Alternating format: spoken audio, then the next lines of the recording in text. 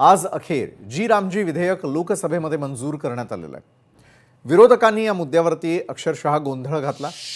नव्या रोजगार हमी योजनेमधून महात्मा गांधींचं नाव वगळण्यात आलेलं आहे आणि त्यामुळे हे नाव आता विकसित भारत गॅरंटी फॉर रोजगार अँड आजीविका मिशन असेल।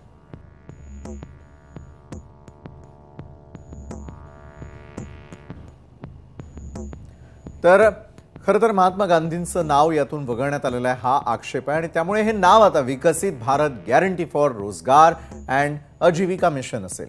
त्यामुळे त्यांचं जी रामजी असं नामांतर करण्यात आलेलं आहे। बरं, यापूर्वीच्या योजनेनं देशातल्या ग्रामीण भागातील नागरिकांना 2 दशकं रोजगाराची हमी दिलेली होती। केवळ या योजनेचं नावच नव्हे तर या योजनेचं स्वरूपही बदलण्याचा निर्णय घेण्यात आल्यानं विरोधकांनी त्याला विरोध केलाय। या निर्णयाचा विरोध म्हणून केंद्रीय मंत्री शिवराज सिंग चौहान यांच्या अंगावर कागद भिरकावण्यात आले। सरकार जाणीवपूर्वक महात्मा गांधींचं नाव हटवू पाहतंय तर सत्ताधाऱ्यांवरील विरोधकांचे हे आरोप फेटाळून लावण्यात आलेले आहेत।